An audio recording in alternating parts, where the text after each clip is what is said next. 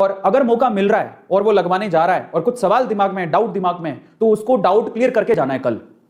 एक बात और आपको बताऊं, याद रखिएगा कि जब कोई दवा आप अंदर लेते हो तो वो किस वे में काम करती है पता है? अगर आप दिमाग से सोचो ना, मैं एक बात बताता हूं, एक सच्ची घटना बताता हूं आपको, उसके बाद हम लोग आगे चलेंगे।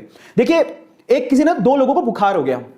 अब एक बंदे को तो रियल दवाई दी गई फीवर को ठीक करने की, पर उसको कहा गया कि कोई पक्का नहीं है कि इससे ठीक हो जाएगी। उसको ये दिया गया और उसके अंदर दिमाग में डाउट भी डाल दिया गया। समझो, उसको फीवर की दवाई दी गई और उसके दिमाग में डाउट डाल दिया गया कि भैया पक्का नहीं है तेरा फीवर ठीक हो जाए। दूसरे बंदे को फीवर की दवाई दी ही नहीं गई, उसको ऐसी रैंडम गोली दे दी, भले ये चूसने की गोली भैया चूसो, और उसको बोला इसे 100% आपका फीवर ठीक हो जाएगा। आप बिलीव करेंगे कि 5 दिन बाद जिसको रैंडम दवाई दी गई थी उसका फीवर ठीक हो गया, लेकिन जिसको रियल दवाई दी गई थी उसका फीवर ठीक ही नहीं हुआ। इसका मतलब कोई भी वैक्सीन या दवाई के साथ एक चीज और जुड़ी हुई है, वो है आपका पॉजिटिव थॉट प्रोसेस। अगर आप यकीन करोगे कि ये मुझे पूरी तरह से ठीक कर देगी तो वो पक्का काम करेगी। तो इसलिए वैक्सीन लगाने से पहले आपको भरोसा होना चाहिए, जो कि भरोसा है ही नहीं।